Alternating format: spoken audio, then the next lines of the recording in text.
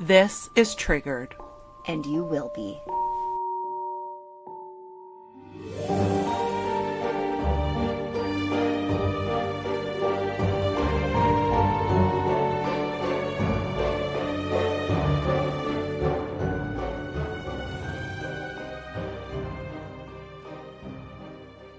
Every week we are like, it just gets harder, guys. In the summer, it's not good. Guys, I mommed so fucking hard this weekend. You really did. And like, I love tournament weekend. Like, parts of it are so exciting. The kids are excited. So my son plays competitive soccer. We took the championship, just so everyone out there knows. Ottawa. Yes. You are listening to the mom. The mom. The youth. The 2012 the 2012 champs. The 2012? Yeah, like they were born in 2012. Oh my God. I was like, Did you just glitch? Like it's 2026. That's not even we're close the 2012s. Gotcha. Okay. It's a big deal. Anyways, so you guys might appreciate this. You might be horrified. We're going to keep it PG here, but after having a house full of, like I had, 4 older teenagers and then my little 2012, and and Mike and I eventually got the house to ourselves. Oh, yeah. Mm-hmm. Right. So we're like, let's have a date. We sat outside. We had, a cheers. We're, just spending quality adult time together. Now, about an hour before our adult time, we had these like spicy pierogi pizzas that had a lot of jalapenos on them. And around 10 o'clock, Chantal got a help me. I got you just texted me SOS. Yeah. And which could mean anything from like we've been in a tragic car accident to I can't get the pickle jar open. So. Yes, it's a broad spectrum, but she always answers. She's like, always. What's going on? Mm-hmm. And I was like, I don't know. We had jalapenos and my eyes are burning. And she's like, what do you mean? Yeah. You guys, my eyes swelled shut. I had, what bad. is it? What is it so called? The oil from jalapeno peppers is called capsaicin. I might be saying that wrong. Yeah. Don't come for me. Capsaicin. Anyways, it's like, it burns like fire. I get it on my hands when I'm cutting up jalapenos. And the only solution is dairy. So at like 10:30 last night, Mike is putting pads of milk in bed. Because you didn't have yogurt. And I always I had vanilla plain yogurt. I only had vanilla. And I was like, I'm not putting vanilla yogurt in my eyes. Like that could be a tragedy. So I slept with these milk pads. Oh my guys, date night was a freaking disaster. Yeah. You know when you have a high hope for something? I was like, we're going to listen to music. It's going to be sexy. Oh my God. Date night. No, I got capsaicin fucking eye burns and laid in bed. And with it hurts so much. Guys. It hurts so much. Like when I have super sensitive skin. And when I'm cutting up jalapenos, afterwards, my hands burn and I have to like wash them in yogurt. There should be a fucking warning label on these things. So many things can go wrong, and they did. So and many things. And in your eyes, like that would, oh God. Guys, I've rinsed my eyes so many times. times. Then this morning, Chantal calls me. I set my alarm for 6:30. And I don't know if it was like because I had washed my eyes so many times and then I had the milk pads and like the burning, but I opened them and I swear to God, they made sound. It was like the open. I was like, can I have more minutes? Like I needed to really work these suckers open this morning. Anywho, thank God I don't have to read notes. I'm actually really impressed because I did not have high hopes. Well, if you look close, like I know that I have the smallest eyes in the history of the planet. I actually get made fun of all the time. They're like, we can't even tell if your eyes are open or closed. Mm-hmm. But the whites are not white. They're not happy. Oh, God, that's so, funny for me and Mike and Matt. Oh, and Emma, because Emma. Well, because I texted her because she was on her way home. And so I was like, can you please pick up plain yogurt for your mom? Like, there's some shit went down, and she was just roaring. She was laughing. So I was like, don't ask questions, just pick up the yogurt. She was like, my God. Because this is the thing, you guys. My house, there's never like a night where we just like chill. No, I know what like, that's like. You know, the fire alarms are going off and like every day is a new adventure around here. And I'm like, yeah. I just want to watch a show. Actually, on that thread of thought, I have a question for our listeners who have like 4+ pets. And this is like a legit, I need you to send me a message. I need you to email me. I need to know if my situation is normal, because I don't know a lot of people with more than 4 pets. Because clearly we're delusional and there's something wrong with us that we allowed this to happen. But anyway, there's always something wrong with someone. Oh.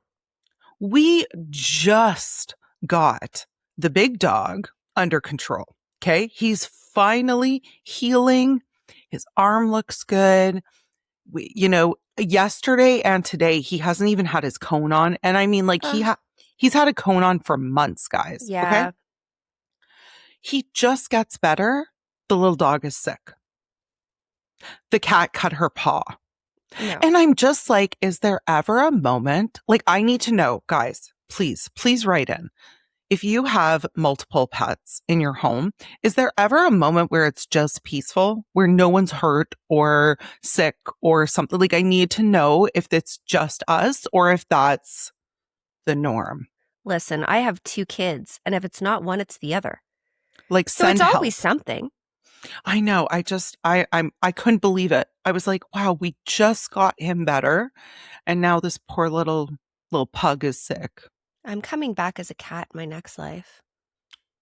Absolutely. You know what? And I gotta say, my cat, so I have a really soft spot for my cat. She's a black cat. She's probably my familiar. Her name is Smoosh. And she's a badass. Like, she just is.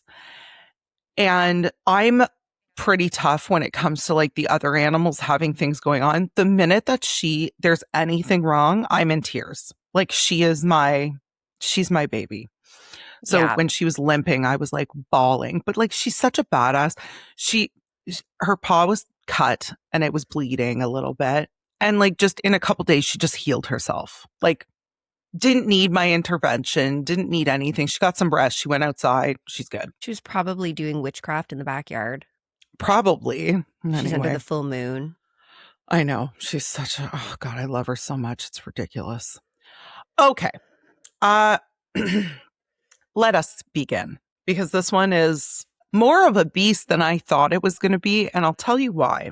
If you've seen A Toxic Love Story on Netflix, that's what I'm covering today.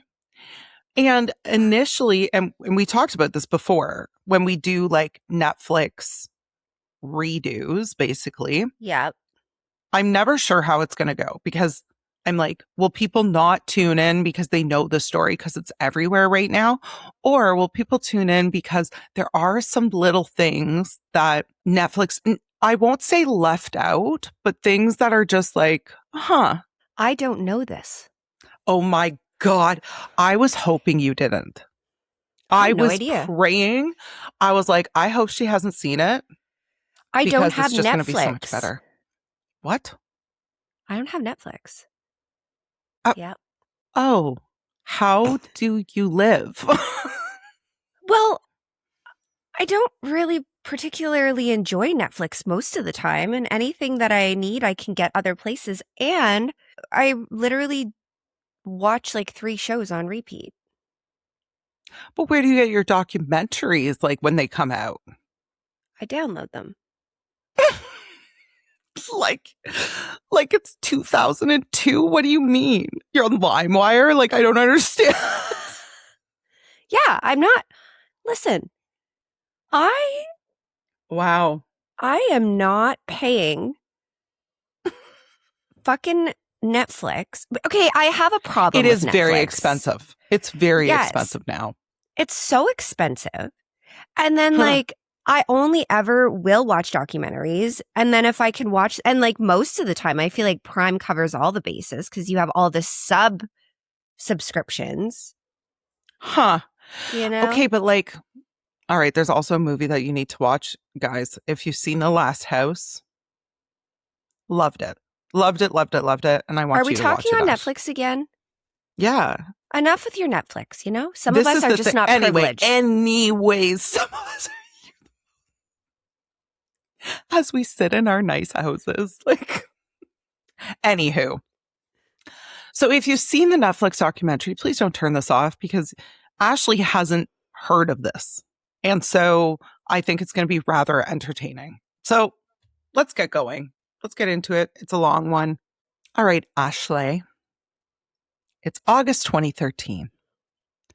Michelle Hadley is in her mid-20s and she is, by her own description, sickeningly wholesome. Like, she's just a good gal. Oh. She's a grad student. She's ambitious in that specific way that people are when they've mapped out the next 10 years and the map still has all its corners. Like, she's got it all figured out. That was not my story. Me neither. She's close with her parents, Michael and Suzanne. She does not have a complicated life. And she does what basically every single person at her age was doing in 2013. She goes on a dating app. Yeah. She matches with a man named Ian Diaz. And I want you to understand how good this looked because everything I'm about to tell you depends on it. Ian is a Deputy United States Marshal, a man in a uniform. I know. Ash has a thing for that. It's all a crock of shit. It's all a crock of shit, though. I know. He works out of the federal courthouse in downtown Los Angeles. And if you don't know what marshals do, they transport federal prisoners, they chase fugitives, they run witness protection, they protect federal judges. Like, they're just like the goodies of the law. I'm more of a dog, the bounty hunter kind of girl. I know you are. But for a woman like Michelle, yeah, he was exactly the type of man that, like, she wanted to bring home to her parents to be like, well, he's like a bad boy, but a good boy. A good boy. I know. So this was the thing. And their relationship moves incredibly fast. And listen, I thought I fell in love quickly. Okay. It was like month 4 of knowing Matt. And I was like, oh no. Same with Mike. No. I was like, yeah. Well, this is uncomfortable. I know. I was like, here we fucking go. But anyway, Ian told Michelle he loved her the second date. What? What do you mean? And you know what? I want to believe there's a wholesomeness like this in the world. But guys, if you're on a date and it's your second date and a guy is like, I think I love you, you should probably just like go to the bathroom and not come back. I'd be like, I really love my pasta dish, but I don't love this you. Is delicious. I know. Like, I don't even know you. But anyway.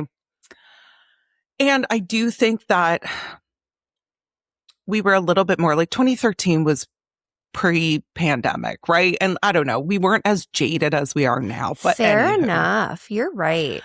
So she was 26, like she matched with a federal agent. Like, this was actually kind of like a fairy tale. Yeah. It kind of felt like a movie to her. So in December of 2014, on a Christmas trip to New York City, he proposes. She says yes. And in June of 2015, they do the thing that we all do. They buy a home together. They got a condo in downtown Anaheim, California, about 2 miles from Disneyland. Close enough that on a clear night, with the windows open, you can hear the fireworks.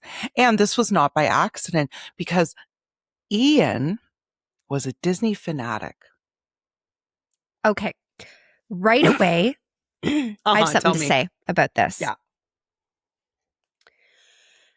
And like, you can fucking be obsessed with whatever you want. I'm just saying, there's something about the Disney adults. I know. And if you're a Disney adult, we love you. Yeah. We're not like, Like, listen, I would rather meet a million Disney adults than one like weird, I don't know, deep dark video gamer or someone who play like I find it so really? wholesome and pure. So there's something, so I see it as the opposite. I'm like, what happened that you literally got stuck? Okay, obviously they're trying to relive a childhood that maybe they didn't get, which Or I actually think is really beautiful. If like you a can comforting do that at a later time date. of their life, you know? Yeah. Listen, I went to fucking Disney, and to me, the whole time it was like, like it was creepy. I can't do amusement parks, period. They're not for me. I'm looking around and I'm like, who's in that suit? Ew. Like, no. Fucking Mickey Mouse is probably some old perv. No. Gets to be around kids all day. Who in their right mind again, wants we're to dress jaded. up? Okay, but hear me out. You've got to have some kind of fucking diabolical fucking problem if you are willing to spend like a 12-hour shift in a fucking furry costume in California or Florida. I think they have little air conditioners in them. Actually, if anyone does do this for your job, can you let us know if there's air conditioners in there? And again, like, please don't, this is just our opinion. If you're a Disney adult, we love you so much. Like, I actually think it's adorable most of the time. I had an employee that was a Disney adult, and she's the sweetest person I've ever met. But right, exactly. I'm also a perimenopausal woman having a hot flash, so not going to find me at an amusement park.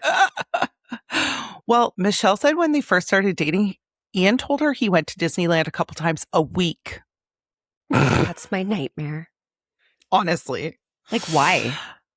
Honest to God. So anyway, that was his thing. So this was like, but in the grand scheme of things, this was like their dream come true, right? They're close to Disneyland. Ian can go whenever the fuck he wants. It's a good time. So the purchase price of the condo is around $468,000. Ian takes the mortgage and Michelle empties her savings account, all of it, to put down $14,000 as a down payment. Okay. Now, $14,000, hold on to that. It's really important. They move in and something changes almost immediately.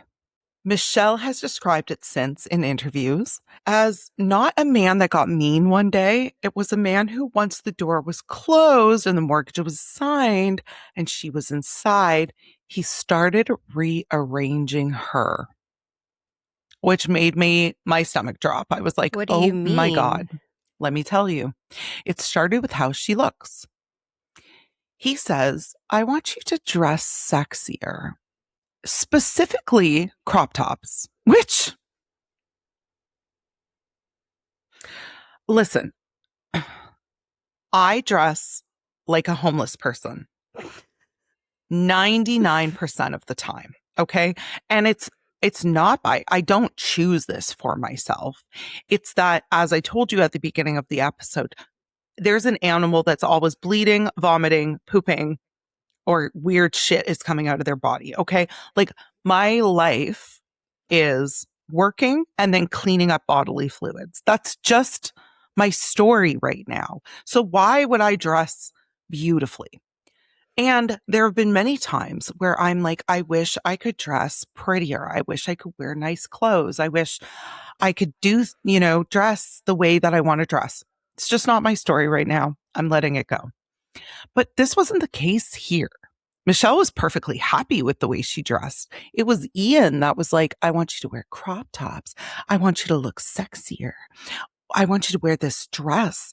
Like, in one of the interviews, she shares a photo from that time in her life where she's in negligee. Like, she's in lingerie out at a bar. which would make me the most uncomfortable. Which doesn't that seem very conflicting considering he's a Disney adult? I was like, oh, he wants her to dress up like Cinderella. No, well, exactly. Like, no, that was not the case. Then came the nails. He was like, I want you to have long acrylic nails all the time, which, first of all, respectfully, go fuck yourself. Yeah. Because again, how are we supposed to function? Yeah. How am I supposed to type?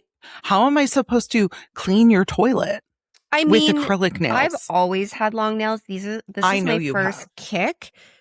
I don't know if you can see. These are my shorties right now, and I'm really enjoying the shorter nails. But that's the season of my life right now. Like, I don't. But I owned a nail salon, so like I get that like you can't function, but people do. Oh, I see girls all the time. Even some of the women that I've worked with, or like I'll get on a client call and I'm like, how are you typing all day with those nails? But they have like the special keyboard and whatever. Oh, yeah. It works, whatever. And do you, boo? I want you to have your acrylic nails. I actually wish I could do it. But this wasn't the case here. It was Ian being like, I want you to have long acrylic nails. And here was the kicker for me. Remember, she is 26, 27. He says, I want you to get your belly button pierced. No. Like what you're describing, sir, is a teenage girl. And you're also completely overhauling the person you apparently love. Like, what do you mean? Yeah. Well, and this was just it. And Michelle was like, I felt like he has this picture in his head of this woman and I wasn't her. Yeah. And he was trying to mold me into exactly what he wanted me to be, which then, left her with a bit of trauma because she was like, oh my God, like, why would he propose to me if I was never what he actually wanted? So then it stops being about how she looks. He has opinions about how much she drinks. You're drinking too much. You shouldn't be drinking. Now, some circumstances may be warranted. Michelle said it was never she was never an alcoholic. She would just like pop a drink after work every now and then, and he would have a major problem with it. Then he started with, well, you're sleeping too much. You're this, you're that. Which, unless she's sleeping like 14 hours a day, get out of here. Stop.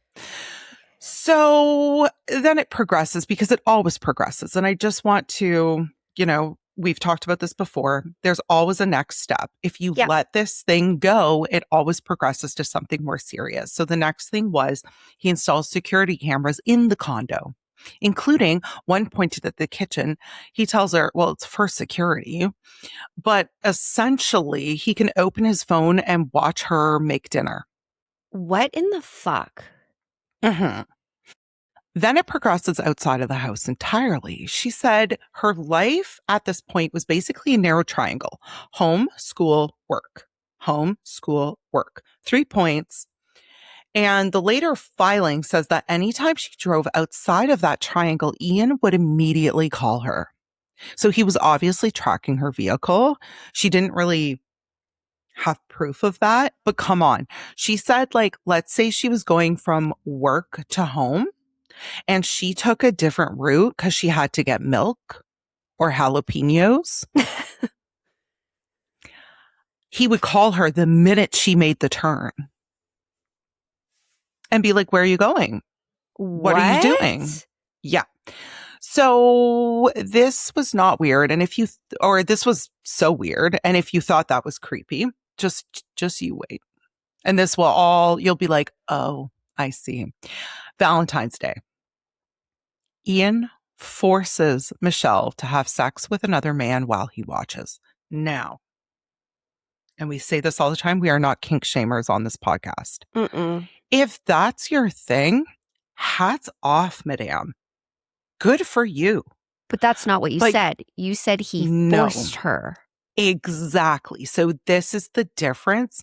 Michelle did not want to do this, and he wore her down to the point where she was just like, fine.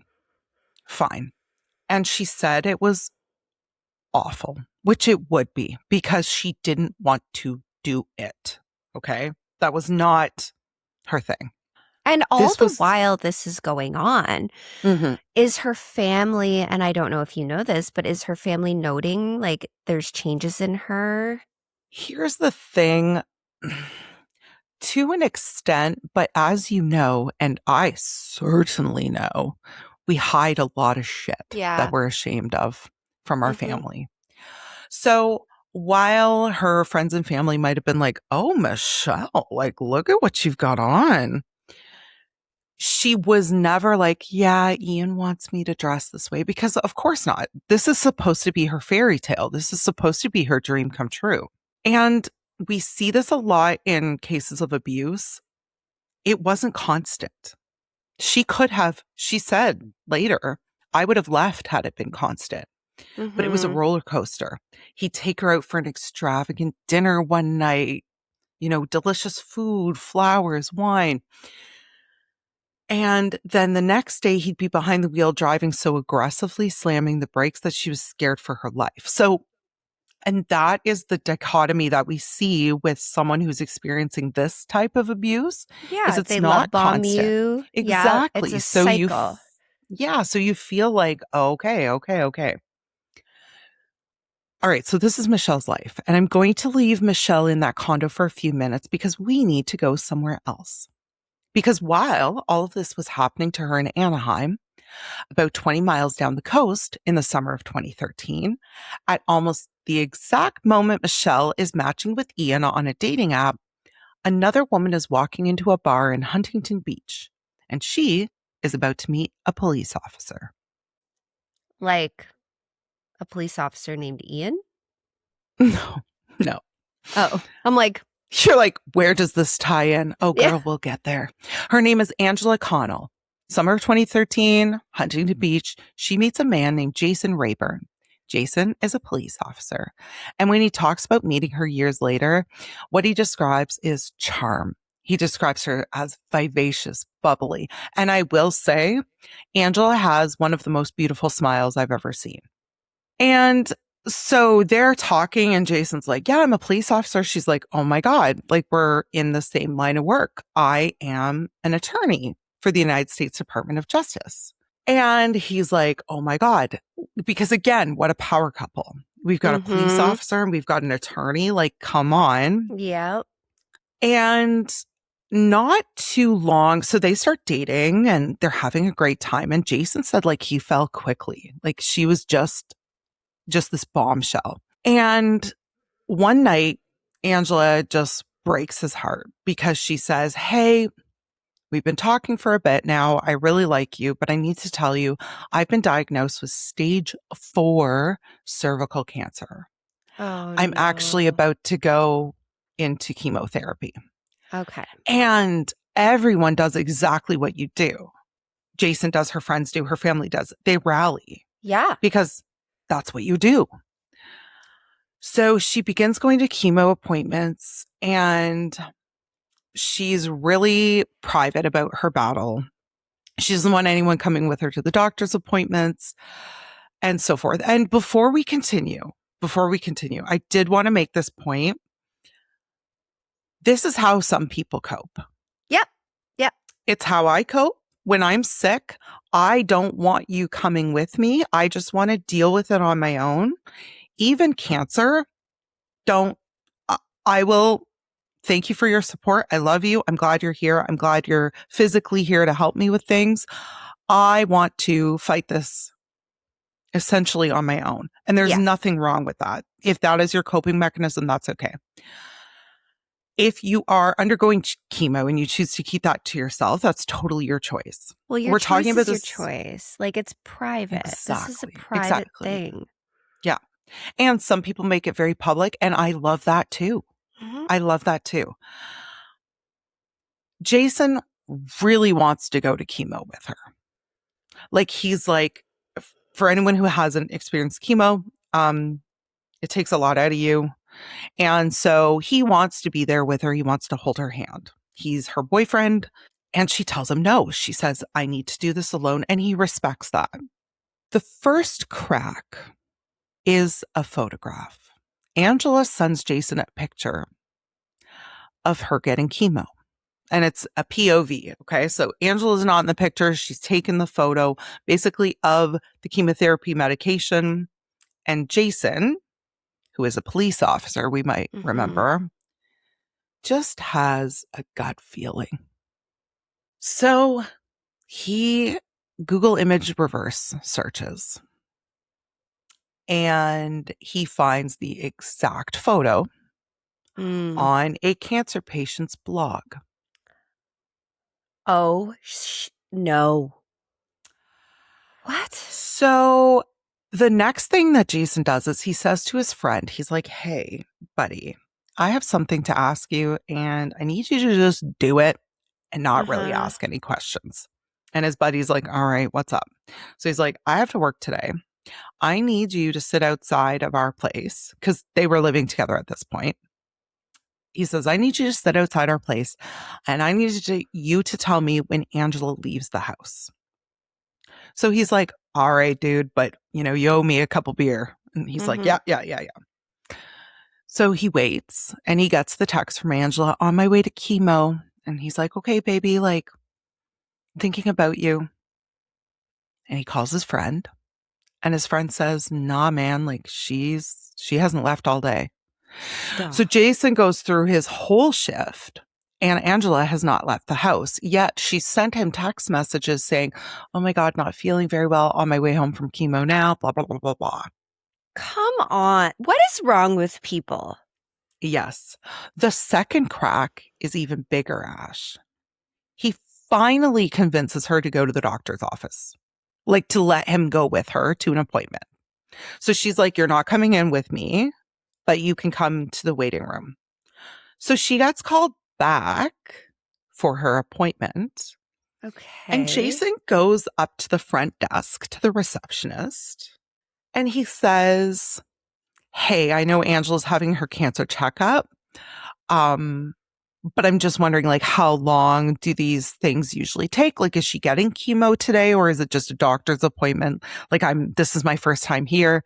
And the receptionist, like an ordinary receptionist would do, says, Angela's not here for cancer. She's here to get mole removed. Stop it. Okay. I'm So, still really like, what is going on? Like, these two stories. Oh, girl. I know. You're not even ready. You're going to love it. Okay. So a friend of Angela's, a woman named Mary Bukowski.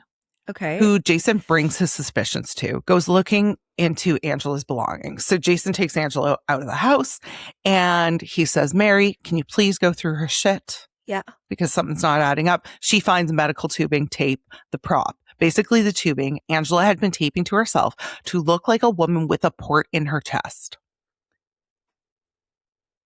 And this group of friends, I got to give it to these people because in the documentary, and if you've seen it, you know exactly what I'm talking about. They host an intervention and they film the whole thing. Stop. They do? Yeah. And it's so good because I'm like, this is amazing. So Angela, like in the documentary, Angela walks in the door, they're filming the whole thing and they're like, and Jason is leading it, which like hats off, Jason. I can't imagine having to do this for a woman that you thought you loved. No. So she walks in the door and they're like, so there's a few things you need to come clean about here. And she's like, what are you talking about? And they're like, first of all, we know you're not an attorney because that was another lie. Stop it. She was not an attorney. And during the intervention, she's fighting tooth and nail. She's like, yes, I am. I went to school for that. And they're like, no, you didn't. We looked into it. No, you didn't. Stop it. Then they say, we know that you don't have cancer. And Mary, so this friend of hers, who was, my heart actually really broke because Mary was her biggest supporter. Mary was online being like, Angie Warrior. She cut her hair for her. Yeah. Stop. So Mary's like, you're a liar. Show me your port. If you have cancer, if you're undergoing chemotherapy, show me your port. And Angie does this little song and dance. I do have cancer. Ask my parents, which What? Unless your parents are oncologists, I don't care what they think. No. So she's like fighting it tooth and nail. They're like, show us your port. Finally, she leaves. Nobody sees the port because it's not there. Okay. And I just want to say something real quick here. This is my PSA for the day. Don't fake that you have cancer. Guys, don't do it. I'm sure you have your reasons. I'm sure that you think that maybe that's the only way you're going to get the attention that you need or the support that you need or whatever. Don't do that. People who actually have cancer would do anything not to have cancer. And it is the biggest slap in the face for you to be perfectly healthy. She faked the cancer because she said she was an attorney. Clearly, she's like, I'm going to have to fake going to work as an attorney. I should be making big bucks. So if all of a sudden I'm sick and I can't work, he'll support me. And this is the terrifying thing about lies. Yeah. Because you tell one like, oh, I'm an attorney. But then you have to tell another one to back it up. And you have to tell another one to back that up, et cetera, et cetera, et cetera, et cetera. All this to say, lie if you must. Please don't lie about having cancer. I don't like that. No. At all. All right. So now we've got, and I know you've been asking about this, Ash.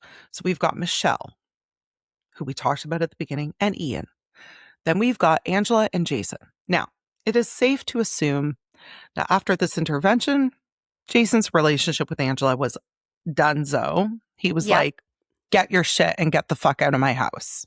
Which, no kidding.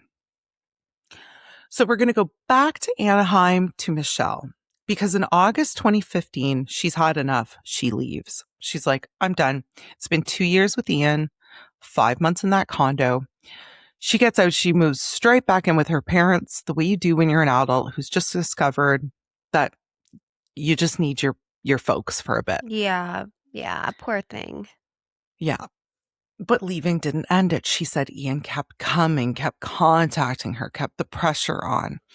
And what is so unfortunate in a situation like this is there's money involved. Remember, Michelle put $14,000 of all her savings into that condo. Right. So they fight about it because we're always fighting about money over email for months, escalating the way those fights do when what's actually being argued about is never really the money. No. And then Michelle Hadley breaks, not metaphorically, but clinically. She described what happened next as a full nervous breakdown. She became frightened for herself and for her parents. And at some point she got in her car and she drove east out of California towards the desert. A family found her in Arizona just wandering, which breaks my fucking heart. She was miles from her car, on foot, in the desert, alone. She could have died. Yes. Well, they called paramedics because she was not in good shape when they found her. So she's hospitalized, and doctors diagnose her with complex PTSD, CPTSD, which is, in the language of clinicians, when the damage wasn't one event, but sustained conditions. So like not a car crash, not a traumatic event, a climate, something that happens slowly over time. Michelle's not good. And around that period in the aftermath of the worst mental health crisis of her life, Michelle sent Ian Diaz 2 emails. 2. They were angry. They were furious, actually. And they were written in a religious language she'd grown up with. She tells him in the first email that he would be held to account for what he had done to her. One of them included a line about God's law standing above the law of man, and that he could explain that to his real estate attorney. What? And so now remember, Michelle's not good. Okay. She's in like having a mental breakdown. Yeah. She writes him an email basically saying, like, you think that the law of man is going to uphold, but really it's the law of God that's the most important. Why don't you tell your real estate agent that, blah, blah, blah. And she signs the email off as Lilith. Now, it's from her email address. And if you don't know who Lilith is, she comes out of folklore, described in some traditions as Adam's first wife before Eve. And the story goes that Lilith refused to submit to Adam, so she left the garden. Mm-hmm. In some tellings, she's a demon after that. In others, she's just a woman who walked out on a man who expected obedience and chose to live free instead, which actually makes sense and is kind of funny to me. Yeah. Like she was like, you're signed off, you're Lilith. And you can see why a woman who had just escaped a house with cameras in it would sign off an email like that, almost like a little jab, okay? It's funny because Lilith is kind of funny in like pagan forums, things like that. Think about like the trial of the witches. If you were like a single independent woman, you were a witch. You were a Lilith. Yeah. I know. So later, Michelle says that she sent those 2 emails while she was disassociating. Okay, which fair. Forgiven. Yep. By the fall of 2015, the contact stops completely both directions. It just runs out of air like it does. Michelle goes back to school and she tries to start putting her life back together. Okay. Here's where we tie everything together, Ash. And I don't think you're ready. I can't imagine how these 2 people or these 2 groups are going to emerge. All right, Ash, it's January 2016. And Angela Connell, so remember Angie, no cancer, no attorney Angie, walks into a Starbucks in Anaheim and meets Ian Diaz. And she just thinks, this guy is the bee's knees.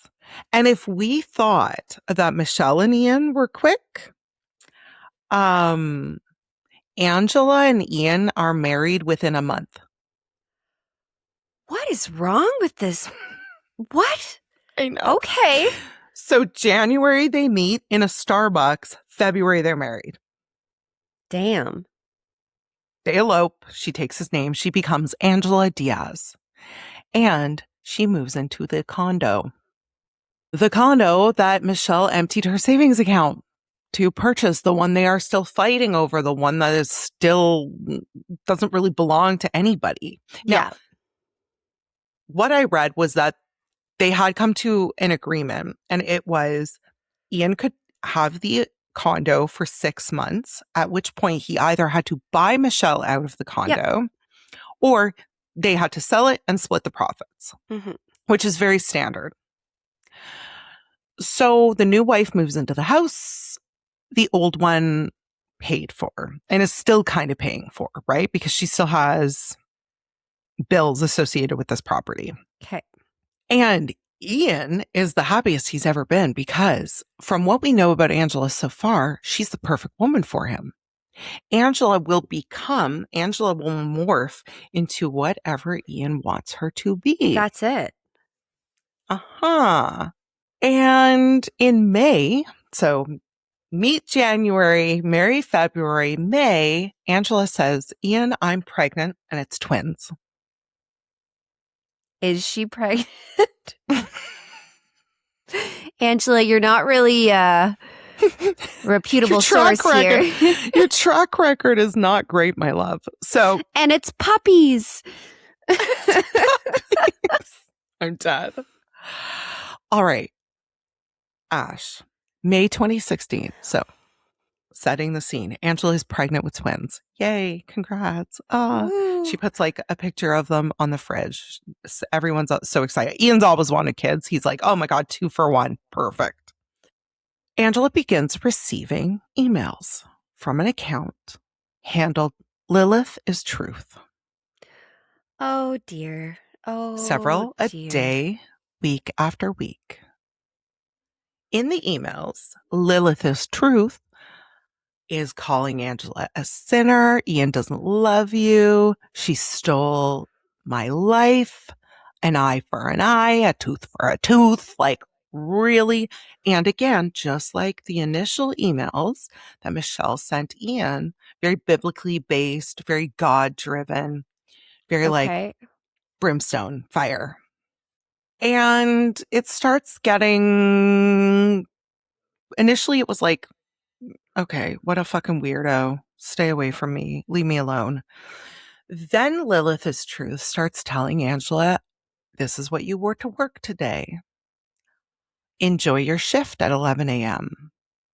Knows the regular places she goes near the condo. And then the emails escalate rather quickly because Lilith is Truth starts telling Angie she's going to have her raped. What? She starts threatening, I'm going to kill your unborn children. What the fuck? And in the emails from Lilith is Truth, it's not just threats. She starts sending incredibly graphic photos, guys. And like, trigger warning, I'm going to talk about some awful things here. Women who have been decapitated. Aborted fetuses who have been torn apart. What? She is sending this poor woman, like Angela is getting tons of emails a day. And every time she opens them, she doesn't know what she's about to see. So we got to put ourselves in Angela's shoes, regardless of what we think about her past and her lying and her issues. Like, this woman is pregnant. She's trying to start her life and she's opening emails with aborted fetuses, like popping up big on her screen. Yeah, like, it's awful. It's really bad. So June 1st, 2016, Ian and Angela walk into the Anaheim Police Department together. They're not going in there being like, oh my God, someone is stalking us. Like, please help. They're going in, they're going, we know who's stalking us. Please help. So Ian's like, here are the initial emails signed at Lilith. This is coming from Lilith is Truth. Doesn't take a rocket science to figure this out. That does seem, case closed, but yeah. Ian's a piece of shit liar. Yeah. And Angie is Angela. a fucking, or whatever we want to call her, she's a nut job. So I don't know. I'm starting to feel a little suspicious. Funny that you say that. So the police take it serious-ish. Like, they're kind of like, oh my God. Because honestly, I can't, if you're a police officer, like, hats off to you. Because I can't imagine getting call after call after call of this every single day. So they were like, oh, okay, domestic, fun, perfect. So they're like, okay, well, if she's not doing anything to you, like, I mean, this is awful. Maybe just block it. Don't open them. Have them sent to junk. Like, just don't look at them. And Angela and Ian are like, cool, but no. We're like, this is becoming a major problem. And then one night they see a man on their Ring camera, on their outdoor camera, okay? And he's like being really shady. He's like walks up to the door, then like backs up, leaves, comes back. And they receive an email shortly after that saying, better lock your doors tonight. I've sent someone for you. So now they have physical proof. Now they're like, damn, holy shit, she's actually sending people to the house. So Michelle is served with a restraining order. Cool, no problem. But when they serve the restraining order, Michelle's like, who the flip is Angela? Like, she has no idea what they're talking about. And they're like, LOL, we know that you know. And she's like, no, I don't know who this is at all. The next thing that happens is Angela reports that Michelle is now impersonating her online. And this is awful. And this made my stomach sink. So, according to Angela, Michelle was posing as Angela online, going onto Craigslist and writing, I have always wanted to experience a rape fantasy. I want you to come to this address, full address, and I want you to break into my house and brutally rape me, even if I say no. What do you stop. mean? And Ash, guys start showing up to the house. Oh my God. So the ads include Angela's picture, her home address, daily routines, like literally everything is out there on Craigslist. And guys, I don't know if you know this, but like Craigslist is a cesspool. Yeah.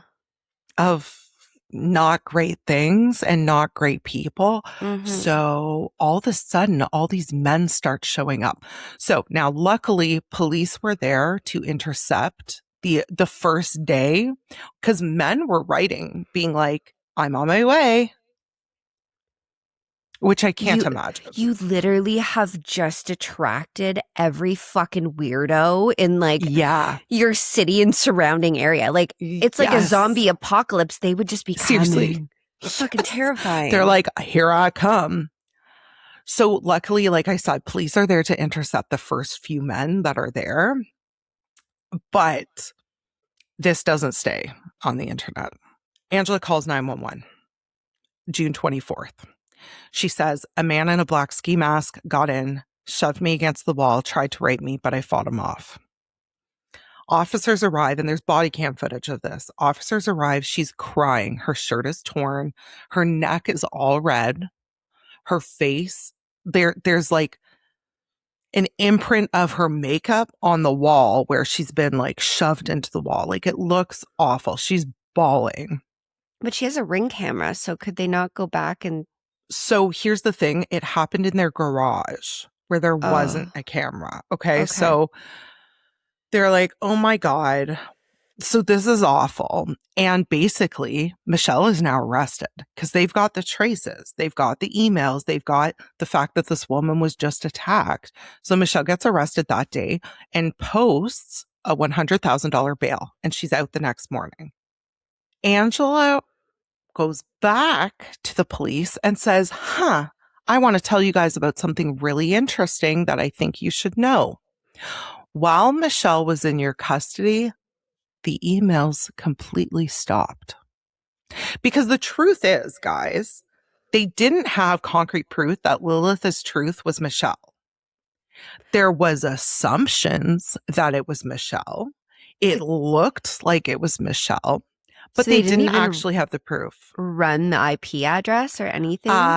And that is the big question of this whole case, Ashley. Yeah. Because why did they not run the IP address? Are you telling me they didn't? They did not.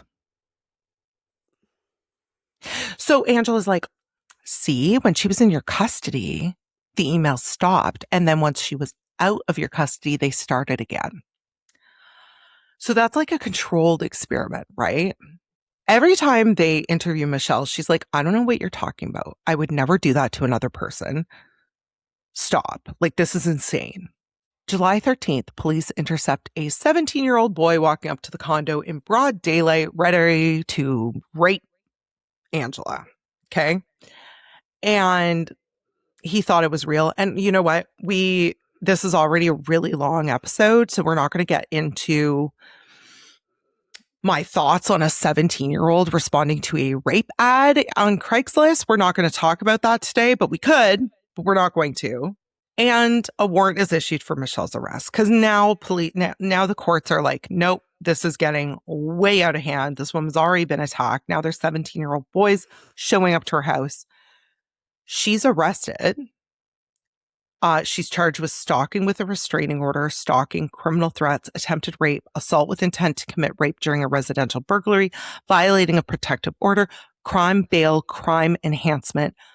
And the maximum exposure for this, guys, is life in prison. Mm-hmm. So Michelle's picked up, she's arrested, and this time bail is $1 million. Damn. And police ask her about Lilith. And she's honest. She tells the truth. Michelle might be the only one telling the fucking truth in this whole thing. She says, yes, I sent 2 emails, but I had nothing to do with these threats, with all this BS. Like, this was not me. Admitting that kind of made her look worse. Yeah. And with her psychiatric crisis that she had, like, police were like, oh no, she's doing this and she's just disassociating. Yeah. She goes back to her cell to wait for a court date and hopes that lack of evidence saves her. But Ashley, Michelle spends 88 days in prison. Waiting for her court date? Waiting for her court date. And she's like, basically like, I don't know what the fuck is going on. So this girl is sitting in a cell for 88 fucking days. Yeah. She doesn't even know about Angela, the fucking lunatic, obviously. No, she's just like, what are you talking about? And they're showing her all these emails. And she's saying, and remember from the beginning of the episode, guys, Michelle is just a regular wholesome gal. Like, she's just looking for her Prince Charming. And she's like, I'm sorry. And they're showing her printouts of these emails with aborted fetuses. And she's mortified. Like, she's like, what the hell am I looking at here? Yeah. Okay. We're going to go through this quickly because I know this is a long episode, but like, it's juicy. It's juicy. If you're the DA, it makes sense that Michelle is in jail. Okay. And here's 100%. why. The voice is the same in the emails. It's signed Lilith. It's got biblical undertones, an eye for an eye. Okay. Like, it looks like she's writing them. The men were real. Yeah. The men showing up to the place are real men. And the men that they intercepted, they were like, hey, what are you doing here? And the guys were like, I mean, I say decent human beings, but that's up for conversation. But then again, they think this is somebody who is 100% consensual, consenting to this fantasy that maybe they were like, this is going to be amazing. Exactly. And again, if that's your thing and it's two consenting adults, baby, go to town. Have a good time. But so that's what they're thinking. So they've got the real men. And I hate saying this, but like, cops believe cops. Mm-hmm. So we've got Ian, whose pregnant wife is like being harassed, being stalked. And they don't know that she raped. was a fucking pathological liar in her past relationship. Because Ian even claims that he didn't know. Because, like, of course he didn't know. You don't start a new relationship being like, by the way, I lied about being a lawyer. Oh, and that I had cancer. And the cancer. Lulz. Like, want to grab a drink? Yeah. Like, what? Yeah, like, it didn't look good, guys. Michelle is in the worst position ever because they're sitting there being like, holy thick. So if a sane person says, I'm not crazy, they sound sane. But if someone you deem crazy says, I'm not crazy, they sound crazier. So anything she says basically has no like meat to it. They're like, yeah, this crazy bitch. Okay, Ash. Let's get down to this because, again, it's been long, but here's where you're going to be like, holy shit. Wait, can I guess what's going on? I want you to guess. Okay. I think it's Ian that put the ad out. Okay. Because he had wanted to see a man have sex with her on the Valentine's Day. Oh, interesting. Okay. But I think you've got two fucking lunatics and maybe they're feeding off of each other. Maybe. Okay, go. I was like, okay. Okay. Ian shows up to the police department one day with a box. Okay. And he says, I need to speak to the investigators taking care of Michelle Hadley's case for my wife, Angela. And they're like, come on in, Ian, have a sit down. What do you got for us today? And Ian says, I don't know what's going on, but I need to show you this. He opens the box and takes out about 4 or 5 pregnancy tests and lays them on the table and then says, I found this box and I found this thin blue pen along with it. Oh. And when I started looking at the pregnancy tests a little bit closer, you can tell that the screen has been tampered with and she drew in the plus sign. And then he says, I did a little bit of digging. The real hero of this case is Google reverse image search. I know, right? Because he does that and he doesn't really find anything except for, and we have to talk about this, Ashley, an Etsy listing where you can purchase fake sonogram pictures. What? You can buy those on Etsy? So, first thing I have to say, and I'm going to come off as judgy here. If you are an Etsy seller selling fake pregnancy tests and sonogram photos, shame on you. Get fooked. Like, I don't know what happened to you in your life that you were like, I know, I have a great business idea. The rest of us are trying to figure out how to sell lemonade. And you're like, I got it. I will help women fake pregnancies to trick the people that love them. You're an awful person. I don't care. Come for me. I don't care. Good for you. I'm glad that you're an entrepreneur and doing your thing. You're an awful person. I mean, people are buying farts in jars. So, like... You know what, though? I support the farts in jars. Let's go. Good for you. Honestly, if you can make money on that, no one is being hurt. I'm talking about Ian thought he was having twins with Angela. Yeah. To come and find her little box full of goodies. And also, can we talk about something? How stupid is Angela? She's already been caught with a box full of tubing faking her port. You'd think that she would dispose of the evidence that she was faking the pregnancy. Like, Angie? This just screams Taylor Parker. Oh, girl. Right? This crazy bitch. Like, how are you going to produce twins? I know.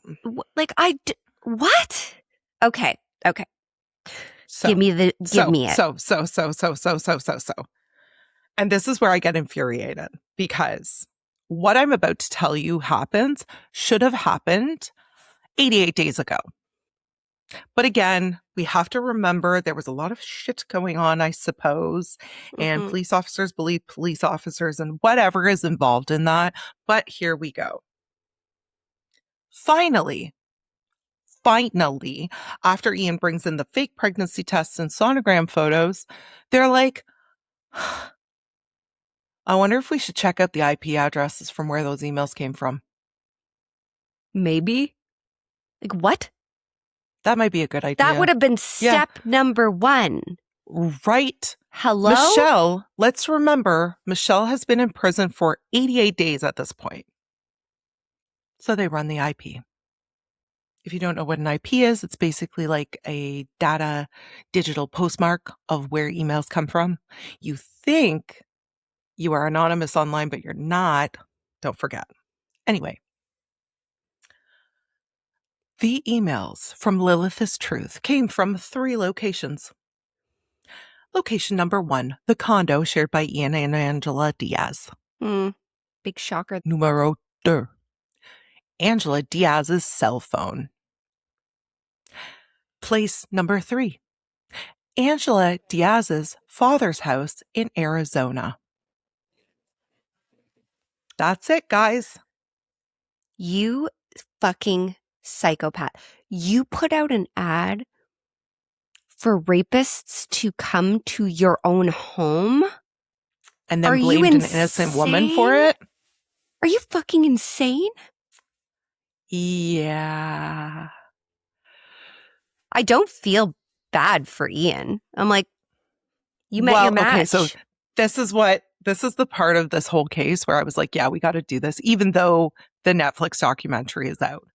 So a couple more things before we get into Ian, because that's a whole nother thing. So now they're like, holy shit. So they dig a little deeper. They find roughly 8 email accounts.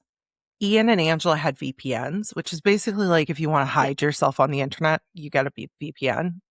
They had proxy servers. She had wrote in Michelle's voice because she had seen those 2 emails when she was in a state of psychosis. She wrote, she was angry, talked about God, talked about Lilith, did a thing. We've all done it. Well, I've never done that, but it's okay. She answered men herself posing as Michelle. Told them she wanted forcible sex, even if she screamed or resisted. And like you just said, like, how twisted are you that you sent strange men to your own home to assault you? And what's the end game here? You're not going to have babies. You might be brutally raped. So what, you just wanted to put Michelle in prison because you're a jealous fucking psychopath? That was it. She was jealous. And it all comes back to the condo, right? Michelle still owned the condo. It was still hers because when Angela met Ian, they had met 5 months after Michelle and Ian split. Yeah. So they only had a month left to come up with buying her out of the condo or selling the condo. And they didn't want to sell the condo. They liked it. After 88 days, on October 7th, 2016, Michelle is finally released from jail. This poor fucking girl. Just a gal literally trying to move on with her life after a pretty traumatic relationship with Ian. January 9th, 2017, DA Tony Rakakaus dismisses every charge and declares her fully exonerated. Not charges dropped, not pleaded down. She was exonerated because Michelle hadn't done a single flipping thing. Not a thing. Now tell me innocent.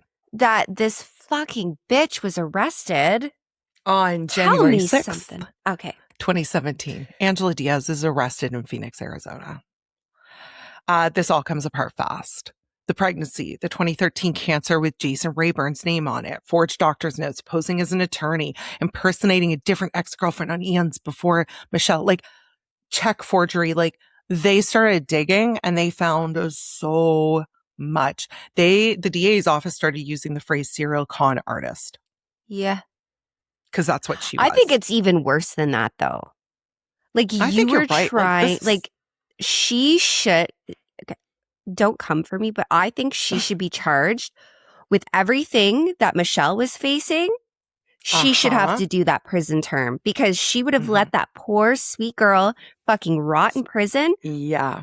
And I'm sorry, but this isn't the first fucking lie. Like, obviously, she's escalating in her bullshit. Life for prison. Get the fuck out of here. We don't want you. So she does plead guilty in October 2017 to 10 felony counts and 22 misdemeanor counts, including kidnapping, false imprisonment, and falsely reporting a crime to a peace officer. You're going to be so pissed. Don't piss me off. She's sentenced to 5 years of state prison. 5 years. She goes in that January. Michelle life in prison, Michelle. Yeah. And this bitch goes in for 5 years. You think she's going to come out and stop her bullshit? I don't fucking think so. I haven't. She's a lunatic. Mm-hmm. So she got out July 2020. She did a year of parole and that was it. Her face needs to be everywhere because... Oh, it is. This bitch. In 2017, Ian annuls the marriage. She goes back to her maiden name, Angie Connell. And this is where I want to like wrap this all up. And I want to tell you one more little fact. And then I want to talk about this because you've already alluded to it once, Ash. Where does Ian stand in all of this? Yeah. His close friends and family say he is innocent. He had no idea. But Michelle said, ain't no way, motherfuckers. She believed right from the get-go that Ian was involved. So, in 2017, DOJ Office of the Inspector General Cyber Investigations Office opens a case on Ian Diaz, their own deputy marshal. It runs for years quietly while Angela serves her time. Michelle rebuilds her life, and Ian keeps his job. Digital forensic goes into a thread that we're going to call Rick, because they finally, after digging and digging and digging and digging, find a thread with a man from Craigslist named Rick that Ian responded to from his personal email account saying, "Hey, Rick, are you on your way to the condo?" Yeah. Which Yep. I blows the knew innocent it. Ian thing right out of the water. And if you saw the documentary, you know that Ian's friends and family are still defending him. They're still saying, like, no, he didn't know. I think he knew, guys. He was talking to Rick about when he was going to show up at his condo, made sure he had the right address. I fucking knew it because he's a fucking psycho. Yep. Ian deleted the email accounts used to run the scheme, which here's the thing, guys. In a case like this, you're not deleting accounts you didn't know existed. Those are oxymorons. They don't work together. He knew they were there. He knew they were a thing. He deleted them. Right. So, May 2021, federally indicted, almost 5 years after Michelle's first arrest. Ian is convicted in March 2023, convicted by a jury in the Central District of California on all 4 counts. Conspiracy to commit cyber stalking, perjury, and obstruction of a federal proceeding. In June 2023, Ian is sentenced to 10 years and 1 month. Huh. I find it really ironic that Angie got 5 and he got 10. I struggle with this part of this so fucking much because... Go ahead, but I have a theory. I know, and I think I know what you're going to say, and I get it, where it's like, okay, Ian already manipulated Michelle, and we saw that.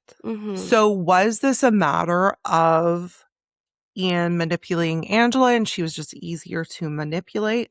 But I don't know, guys. When I look at Angela's past, she is a pathological liar who enjoys lying, who isn't sorry when she gets caught. So I don't understand how she got 5 years and Ian got 10. So this is what I think. If you are a member, somebody who is to uphold the law, if you're military, if you're a police officer, I don't care what aspect of the law, you should be held to a higher standard. So if you're a cop and you're fucking around, double the sentence immediately, because right away, these are the people that we are supposed to entrust. These are the people that have access to things that the normal population doesn't. They are there to serve us. So when you break that, it should be double. You should be doubly charged. Right there. You're held to a higher standard. Yeah. And I agree with it. So 2 things I want to wrap up with. And I appreciate you all coming with me on this journey. I know it's been long. First thing, karma is real, guys. Yeah. Karma is real, because the day that Ian Diaz was convicted, Michelle Hadley gave birth to a little girl. Oh, Michelle. The day he girl. was convicted. Yeah. Good. She had her little baby, so that's amazing. She works in marketing, advocates for survivors of domestic abuse. And stalking. Hats off, girlie. We need you. Yeah. We need you. She took her trauma, twisted it around, and made it into something good. Yeah. That's beautiful. Okay. I have been waiting for this moment the entire however many minutes this is. Angie is out. We know this. Yeah. What is she doing? Angie Where you at? got like her psychology degree or some shit. I didn't, honestly, guys, I didn't even really look into it. This bitch got a psychology degree? Ash, you're not even ready. She now goes by Angie C. and works as a counselor if you want to have an abortion in the United States of America. Shut the fuck. No, she does not. How? There should be some kind of regulation. Like, have you ever been criminally convicted? Maybe you're not the one. Criminally convicted of being a psychopath, and now you're a fucking counselor? Stop it right now. Stop. I want to book an appointment. I want to be like, right? So I am just, because I was like, this can't be real. This cannot be real. I need to look this up. And sure enough, there she is on the website. And guys, I will share this on our social media, on our TikTok. Like, I'm sharing the screen grab of Angie's bio on this site. And guys, I get it. Okay. I understand that people make mistakes and people change and people move on. And honestly, to be quite fair, I do hope that Angela has gotten the help she needs. She's a pathological liar. She clearly needed help. I hope she got the help she needs and I hope she's moved on. You need to be working in solitude for the rest of your life. That's just my opinion. And you know what? People might have a problem with this, but after everything she did, after everything she was a part of, I'm sorry, you are now counseling women in some of the darkest moments of their lives. No. But the level of narcissism and like delusion you're putting, like, she has no problem putting her fucking face out there being like, I'm a counselor. No, you're a psychopath. Yep. Like, you're a delusional lunatic, and now you are going to be fucking around in people's psyche? Yeah. Could you imagine? You're like, oh, I'm going to watch a Netflix documentary tonight, and your fucking therapist or your counselor shows up on the screen? What? Faking pregnancies? What the fuck? And cancer? No. I'm shook. I know. I knew you were going to be. Because I was like, Angie is out of prison. I wonder where Angie is. And I started looking and I was like, there's no way this is real. Yeah, right. Like, on it's the a company's joke. website. Like, this has to be a joke. This is fucking right insane. on the company's website. As a matter of fact, I would like to read something. Okay. In her biography on this Exhale, it's called Exhale Pro Voice. Okay. In her biography, it literally says, after spending time in prison, Angie pursued a master's degree in psychology and justice studies, deepening her commitment to transformative justice. Transformative justice? After spending time in prison? Well.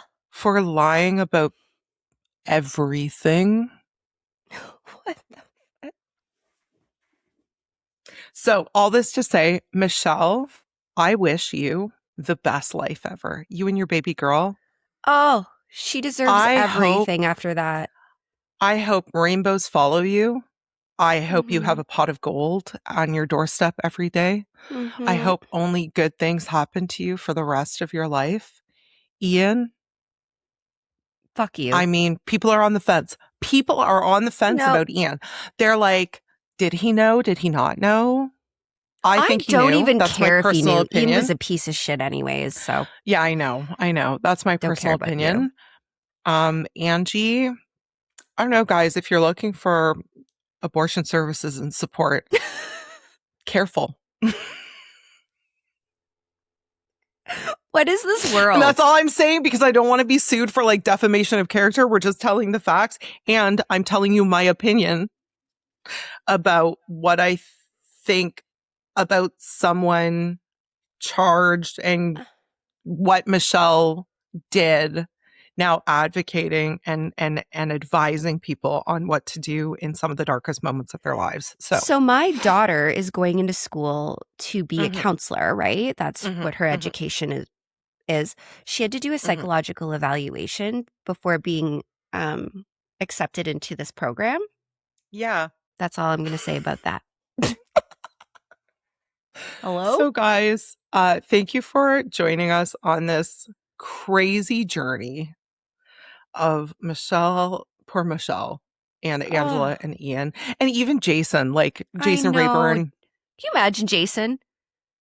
He's like watching this play. He must have been. He's that poor part of the man. documentary. Yeah, he's part of the documentary, and like honestly, like my heart broke for him because he loved her. Like she seemed, and truthfully, like, and when you guys see our social media posts and our videos and stuff, like Angela is a beautiful, brighten up the room woman. Yeah. She really is. And so I hope all good things happen to Jason too. But that is the story of Crazy Angie. Wow. And Crazy Ian and their web of lies and their BS. They really did deserve each other, though. Honestly, they were kind of perfect for each other. Yeah.